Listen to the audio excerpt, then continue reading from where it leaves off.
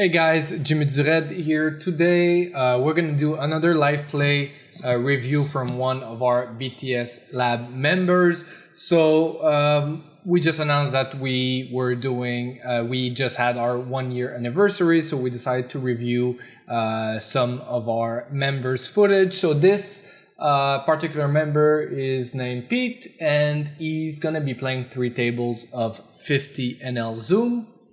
So as far as his HUD, I'm not really sure. What all the stats are for. Maybe the first one is going to be VPIP, PFR, and all that. Second row maybe like 3-bet and stuff like that. But we're just going to take a look into his game, trying to find potential leak. And I mean, let's get into it. Should be an interesting one. I haven't looked at the footage yet. Action should be going pretty fast since it's 3 tabling. 3-4 off, we're just going to be folding. Pocket 3s, standard call versus a 2.5x button open.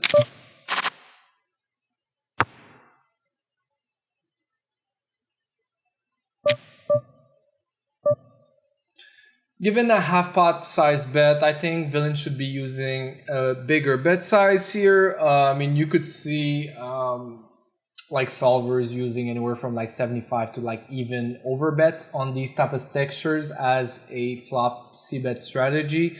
Now, if we had a heart, we could potentially call against a small size, but he went half pot. He's going to be barreling quite a lot on the turn. So I mean, just folding here is totally fine. If he went like 1/3, we could still call with a heart, but against a half pot without a heart, I mean, it's a pretty easy fold.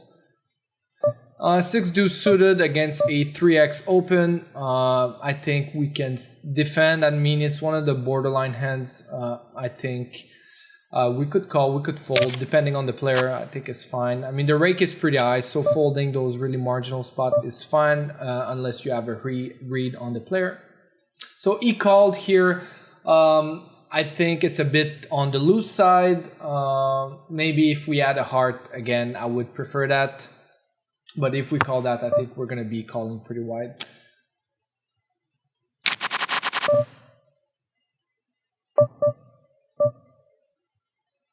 And here again, I think his sizing is way too small. I mean, if he has a hand like King 9, Queen 9,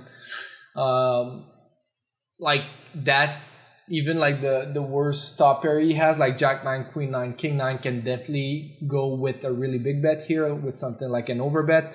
Also, there's going to be plenty of rivers that you cannot be value betting anymore, so you want to be putting in some money into the pot right now. Now his hand, like once he bets that size, he's basically like saying that his hand is a bit face up. You know, so it's a very draw heavy board, and he bets like 70% pot or just on like 66% or something like that. It just signifies that he has a good hand but not great hand, so he wants to keep betting here and wants to get value with a medium strength hand. So I wouldn't mind attacking these type of bet size on the turn, not with this particular hand, but if we have a hand like 6-5 or not 6, maybe 6-5 or 6-7, I think it would be a pretty nice hand to be barreling, or even a hand like 8-7, for example. We're gonna have stuff like 2 pairs, 9-6 suited, 8-6 suited. We're gonna have 7-5 suited. We might also check call sometimes a hand like 10-7 on the flop. I mean, of course, we're going to be check raising some, but we still have decent amount of like value on that turn. We're going to have 6s, of course. I mean, if we have 3s without a heart, we're definitely going to have 6s here. So I think it's a turn that we can have some check raises. And then once I see this bet size, I think we can attack that. But again, like I mentioned, not with this particular hand. I think we should just be folding here.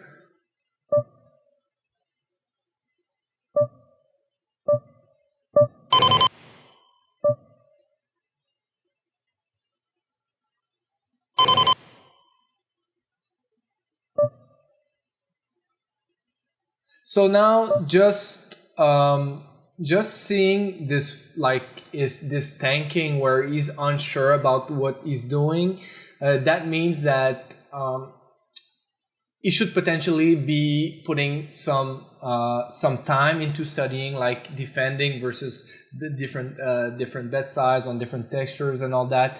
Because I mean, this hand, I mean, like even if he has a hand like Jack 10 or Queen Jack, he has a ton of equity, and it's not a hand that we can just call. It's like pretty much any rivers is going to be an overcard.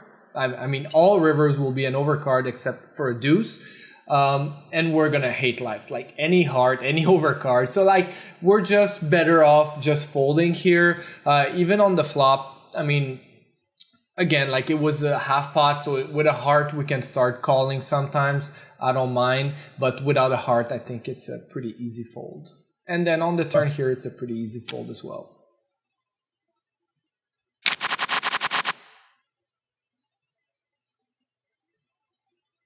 Like even his bluff size has a lot of equity, and like we have like not a lot of room for improvement, because even if we hit one like a set, there's a set that we hit that's a heart, so the flush gets there, and I mean we're happy calling another bet, but I mean we're not like fist pumping or anything.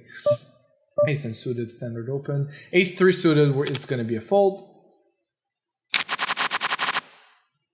So this guy has a broken stack, so I'm not sure if he's a recreational or not. Let's see how he approaches this flop. So he goes with something like just over half pot. I mean, I like the fact that he sized up. I would size up a bit more. It's not a board where we can just get rid of him easily. First of all, it's under the gun versus big blind, so ranges are much tighter, right? So he should be defending tighter than he would than if we were opening on the button. So his range is a bit tighter. The board is really connected. There's also a flush draw, and he's gonna have open-enders, that type of stuff, also with the offsuit versions. Jack 10 off should be a fold versus under the gun, but I do expect some people to call that. Again, like he's gonna have plenty of gut shots, he's gonna have plenty of like top pair, stuff that connects with this board. So it's not like we can just bet small, like get rid of him pretty easily. So I kind of like sizing up with a polarized range. And then if I were to size up, I would probably use something like 70% or 75%, 66 to 75%. This is like kind of the in-between size where like I don't want to be betting small but don't want to be betting big. I mean, it's a spot where I don't think we can get rid of villain pretty easily. The board is draw. There's a flush draw. It's pretty connected. So I'm just using a 3/4 spot with a polarized range here. And then this hand is a nice bet. I mean, we have great backdoor straight draw, plus we have the nut flush draw. We have the overcard like king, jack that we pick up like the nut gut shot. Plus we also like have the bottom end like on a 7 or an 8. We still have the lower end of the straight. I'm not sure how that's called, but like, yeah, we have the lower straight. 994. It's really dry, so I don't mind c-betting range here for a small size. If it were more connected, so 998 flush draw, I wouldn't mind having a check back range, just because the 9x hits him pretty good in terms of trips. The lower it goes, so the lower the paired card is, the more we can be aggressive, because I mean, like if the board is like 4-4 deuce, he's gonna have much less 4x than 9x, for example, here. So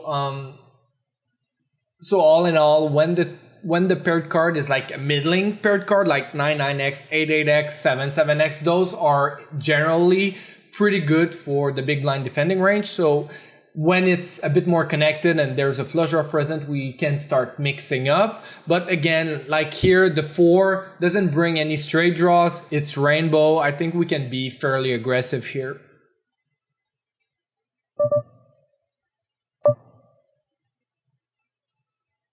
Also a hand like ace queen can definitely, I think this is a bit too big as a c-bet. I mean, we could use, yeah, I mean, something like 1/3 pot, quarter pot, I think is fine. So on this turn, I'm interested to see what type of sizing he's going to use. If he actually bets or not, so he checks back, that's fine. Let me just close this. All right, so on the turn here, when the paired card is relevant, we don't want to be using huge bet sizes. So there's not really like, yes, if you take a look into a solver sim or something, it's definitely going to start over betting with some 9x and all. But on that turn, think about like, how wide do I want to be betting? Like, do you still want to be betting fives? Do you still want to be betting ace four, sixes, sevens, eights, tens, jacks? I mean, yes, you still want to be betting pretty wide. He's going to be calling wide on the flop with hands like backdoor flush draw, ace high, like hands like king, queen, backdoor flush draw, that type of stuff. So, just on the turn here, also he's going to have some trips that he's not going to check raise the flop with. So it's not a spot that we can just go crazy and start over betting with hands like tens and jacks or eights or whatever. So basically most of our range wants to be betting a medium size. So just betting your entire range with that sizing is totally fine. Of course, if you're playing against a regular, like a recreational and all that, I mean, you could use multiple sizes. So if you have a hand like fours, we could use like a slightly bigger, but again, the board is super dry that I don't want to be using a huge size here and just make him fold, like make him have an easy fold with a big part of his range. So just what I would do personally, even if I had a strong hand and I'm playing against a recreational, I would just bet an amount that I want to get called by on the turn, and then on the river, that's where I would use like really big bets. Just because like the board is super dry, I'm not scared of anything, and then I'm gonna delay putting in more money to the river because I really want him to call on the turn still. And yeah, so like on this turn I would have bet something like 60% or 60 to 70% pot, and even a hand like ace queen can actually be betting sometimes, or ace king can actually be betting sometimes for value against his ace highs and stuff like that. I think button big blind it's a bit more of a thing because the ranges are a bit wider. But again, here, like I could still see like solvers bet like ace king with like a 2/3 sizing here for value.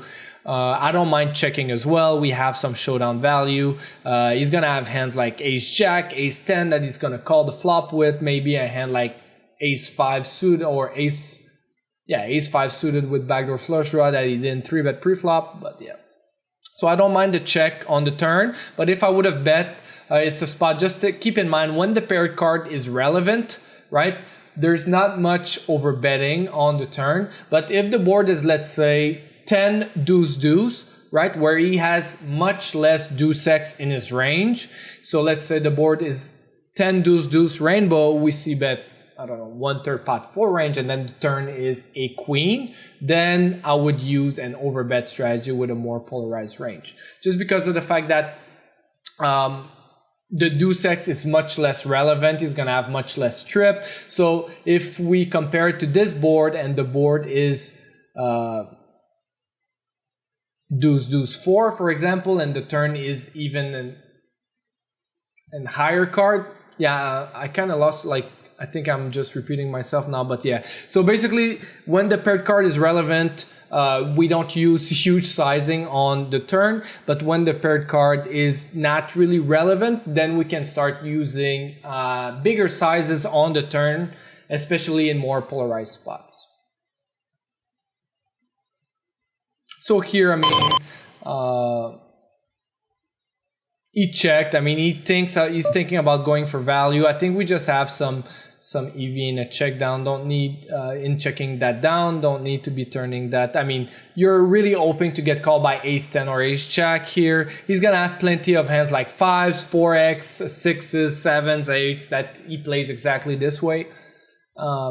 And then on this king turn, he's mostly just going to be checking them. So it's not like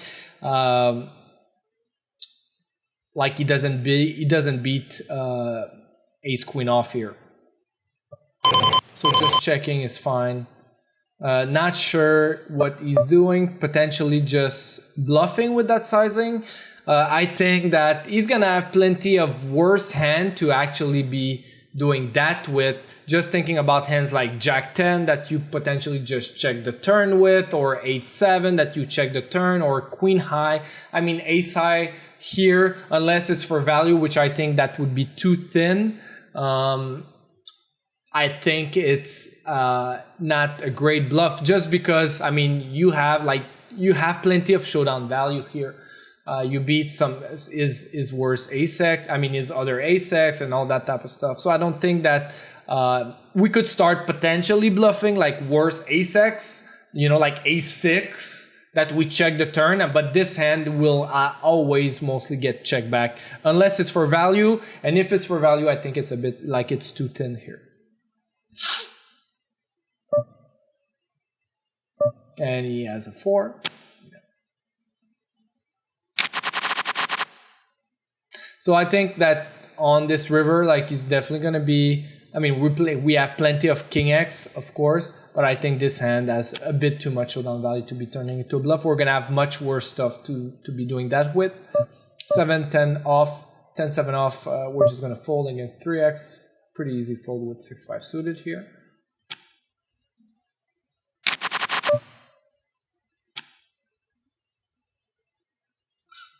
Mm. 5-8 suited against a min raise. We're gonna have to defend really, really wide. So this is not even close.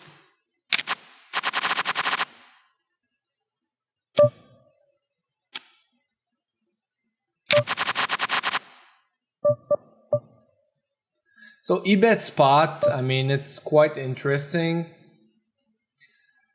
Like, generally what happens is that, there are some players that, let's say they open the button with a min open, right? You have to defend really wide against the min open. And then what happens is that you have a really wide range, and then button is incentivized to be using a lot of like full range strategy with a small size. Here, like when, let's say on the opposite, button opens 3x, right? Now you're not incentivized to be defending as wide because you're getting a much worse price. So the range that you're going to be calling is much, much tighter and stronger. That means that if button is using then, when he opens 3x, a bunch of like small bets, high frequency strategies, it just doesn't make sense anymore, because your range, like by opening bigger, it makes your range stronger. So trying to be using high frequency small bets is not going to work, because you have a much stronger range than if he min open, for example. So if he open 3x, you should be using more polarized strategies with bigger bet size. So like, I'm just rambling now, but what I wanted to say here is that now this guy is actually opening a min bet. So like he just min opens from the small blind, which means that you have to defend super wide, like even like with the bad offsuit stuff and all. So then he actually uses like a pot bet strategy here, which is not, I don't think is the best strategy. Like, you should still be like c-betting pretty wide and all that type of stuff. It also depends on how wide he opens. But again, like just using a pot size here, I don't think it makes a whole lot of sense, given the fact that you should be incentivized to be betting a bit smaller, because you're gonna have hands like king 3 off that you're gonna be defending, like queen 4 off, and all that type of stuff that you should be folding versus a 3x, but against a min open, we have to defend really wide.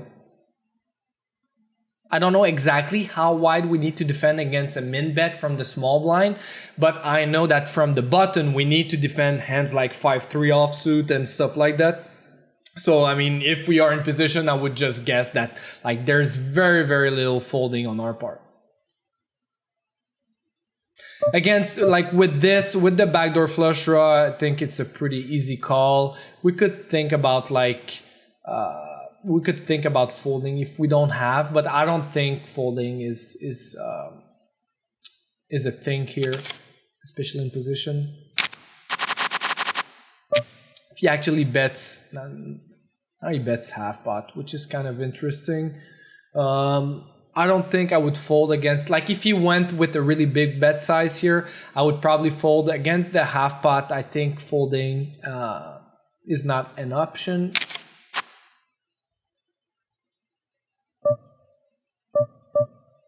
Then he checks. Yes, queen jack. Yeah, I mean his hand is played in an interesting manner.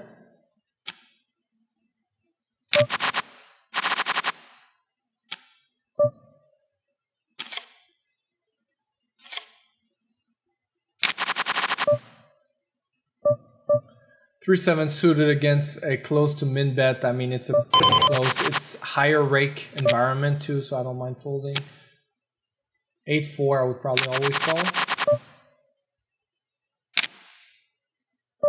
I mean, I would always call. I do remember some screen names that when I was playing 50 NL Zoom back in the day. This guy is French for sure. So now we're facing a squeeze. He makes it pretty small. Now, just if we are heads up, calling is not really attractive out of position. So like how we need to adjust when facing a 3-bet out of position is that we need to 4-bet quite aggressively. We don't have a very big calling range. Now it's a squeeze spot, so the 3-bet size is bigger, right? So like if we were heads up, we would probably 3-bet to like 7.5. Now, given the fact that there's a cold caller, it makes it even bigger, so it's 10.5 bigs. So calling is even less attractive here. So what we could potentially do is, not potentially, but what we need to do is we don't want to be having that wide of a calling range, and we want to be 4-betting not super aggressively, but we want to be betting 4-betting aggressively. This specific hand kind of works well into a 4-bet bluffing range. Now it really depends as well on how the player on the button is playing. I mean, he seems to have only 22 hands on him. I think, given the positions, right? He's on the button. There's a cold caller in the cutoff, so that means he's probably a weaker player. So you could do that fairly wide. So I wouldn't mind seeing a 4-bet here. I think calling would be a mistake, but let's see how that unfolds.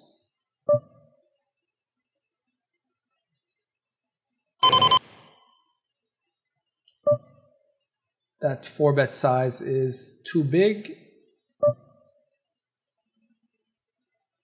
So that 4-bet size is too big. One of the reasons is, I mean, you don't put any of his hands into a tough spot. Imagine you have like, I mean, of course now you have ace-10 suited. You kind of want him to fold, right? But like if you have aces, like if he has 9s, if he has 10s, you want him to call. But by 4-betting this big, you know, if he has ace-queen suited, you want him to call. You know, now of course we have ace-10 suited, we're bluffing. So I mean, getting the fold is great, but like now we kind of take out the option for him to ever call our 4-bet because we're so it's so big. Also, we're just like 100 big blinds deep. I mean, I could potentially see if we're like 250 big blinds deep or something like that, going slightly bigger. But even then, I would probably go something like 26 to 27 bigs. But yeah, so I think this sizing is too big. I would probably go something like 24.5 bigs, 24 and a half bigs or something like that.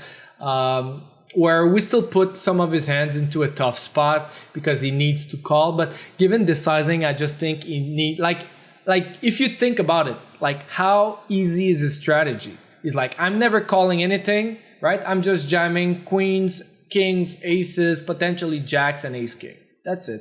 So you don't put any of his medium strength hand into a tough spot by using this strategy. So that's why I kind of like the smaller size, because we don't give him an easy way out. Plus, when we have aces or kings, we want him to be continuing with hands like tens, you know, or ace queen suited, that type of stuff. But like this, we just make his life easy. So if we go back here on the top, so we have queen 10 suited, we 3-bet, which is fine.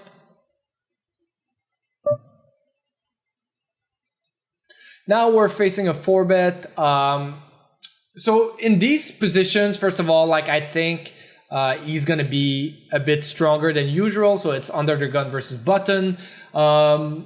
This particular hand, I think it should always be folded, just because now, like, if he's playing a pretty solid strategy, he should be doing a bit of 4-betting here. And hands that he could potentially 4-bet bluff is hands like king queen suited, ace queen off, and those hands actually dominate you. So his bluffs actually dominates your actual hands, which is pretty bad. So I would rather call a hand like 9-10 suited or 8-7 suited type of stuff than this particular hand.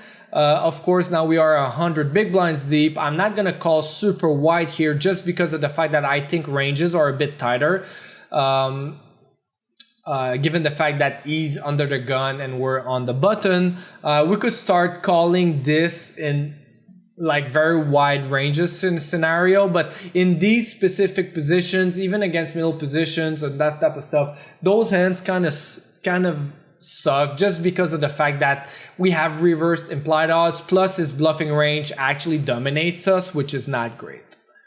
So I would actually like to see a fold here.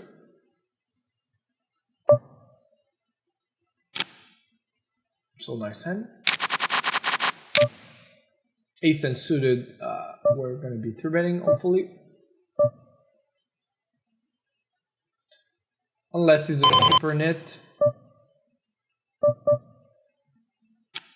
I like his sizing, it's pretty clean, you know, like all the sizing, the 3-bet, the way you're organized it, I think it's pretty cleaned up.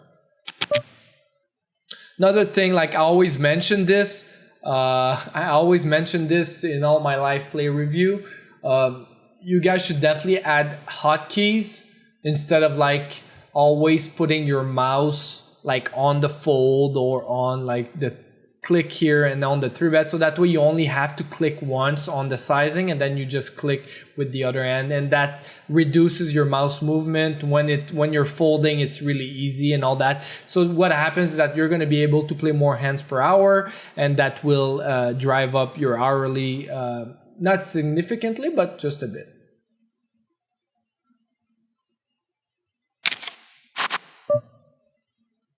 Queen deuce is mostly going to be a call here. Here, I mean, we could do a couple of things. We could check, we could bet. We have one of the worst, we have the worst Queen X in our range, so I don't mind checking back here with this particular holding. I mean, it's a hand that doesn't really need protection, right? Because, I mean, there's only a king and an ace that's an overcard. It's not a hand that we can get 3 streets on. The board is very dry, so I don't mind letting him catching up with a hand like ace 10, like, and the turn is a 10 or something like that.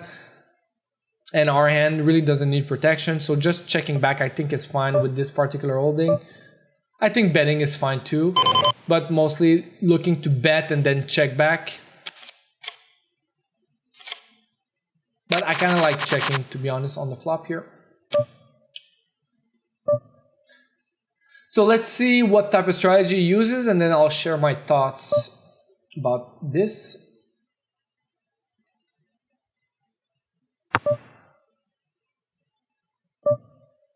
Okay, so we see that he checked. That means that he's using mixed strategies on this flop. So when you're trying to decide like how should I approach this flop and what type of strategy should I be using? Try to consider a couple things. You know, first of all, is the board rainbow or is there a flush draw? Now, there's a flush draw, it's always a bit worse, but then take also a look at the other equity draws.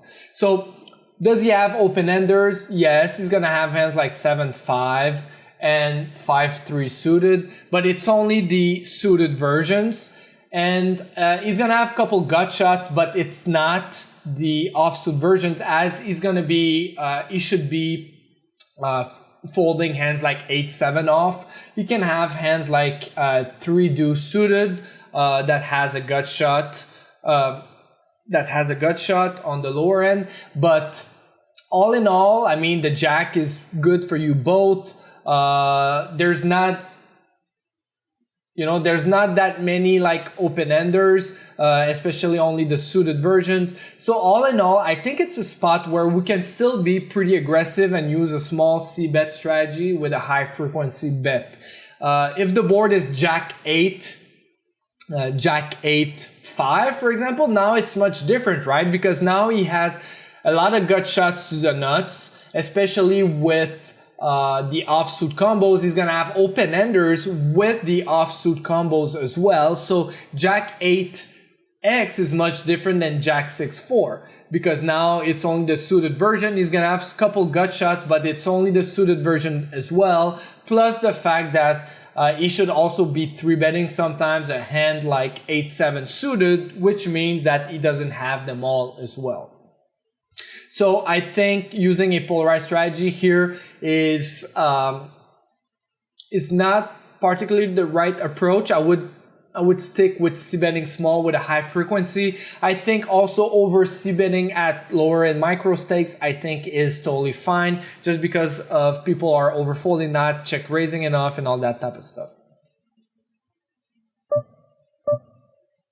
So let's take a look at the other hands afterwards. So it goes check, check. I would just check back here. And then if he checks again, I'm definitely betting the river. And then we could use like a couple sizing. I think that's not a bit weak, but I think we should, like, once he checks the river, I don't think like we're ever beat. Maybe he has 7s or 8s, right? But he can still have worse hands like 6x or 4x, hands like 5s, 3s, that type of stuff that can get looked up. So I think on the river we missed a bet here. I don't think this hand will call.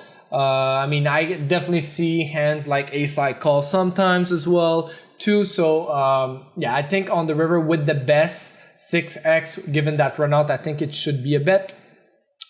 Now let's go back to this hand. So we open 8-9 suited and we get 3-bet.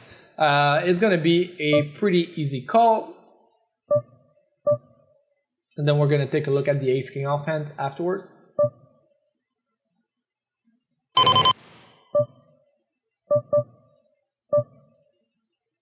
Pretty nice flop for our hand. We actually flop top pair. We have backdoor straight draw, backdoor flush draw. It's a spot where villain should be betting quite big. So the thing is that on those lower boards, he should be betting like, I mean, it's a very good board for him, right? So when the board is not, so let me just try to phrase it correctly. So it's a board that there's a lot of his hands that are good on the flop, but there's many turns that will change, because there's going to be overcards, there's going to be a flush turns and all that type of stuff. So if he has a hand like king 9, ace 9, 10s, jacks, those hands really want to be putting in money now. So using a more polarized strategy, and you even see like using like sizing like 75% to pot size bet on the flop. I usually tend to stick with something like 70-75% on flush draw. In these, I talked about it. Like if you're kind of asking like how to approach this, I made like a couple webinars about 3-bet out of position, also about mixings, what type of sizing we should be using on the flop and all that. So make sure you go check that out. But yeah, I think going small here is a mistake. He should be using like a polarized strategy, bet something like 60% or 65% of his range with a sizing that's anywhere from like 60% to like pot. I think pot is a bit too big because we make Button's life a bit easier, but anywhere from like 65 to 75 I think is totally fine. So let's see what happens. He bets 1/3. I mean, we just have a super easy call here, but I really don't like his sizing.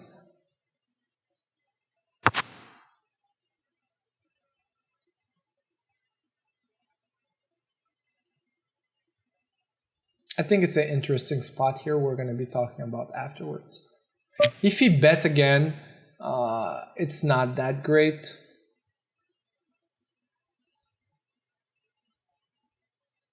So we're going to have hands like eights with a diamond, that type of stuff that we can still call the turn. But again, like with this hand, we don't have any added equity. Plus, I think it's a spot where it's gonna be under bluffed. So like when the turn is very good for you, like you're gonna have hands like 10-9 suited, you're gonna have flushes and all that, and villain keeps betting aggressively there with big sizing. I think we have to be a bit careful. So this hand I would end up folding on the turn, but we can still call hands containing a diamond, that type of stuff. Or if I have a hand like ace 10 of heart or king 10 of heart, I'm not folding at 10, but this hand I think we can start folding.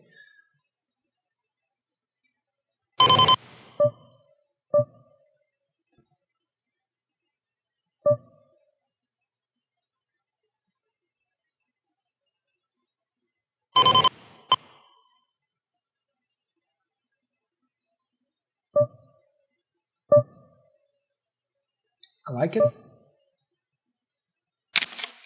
So guys, like in these spots, it's super important to notice that when the board is really good for you, or like there's a really good turn for you, for your range, and villain still bets quite aggressively with big sizings, we have to be worried about that.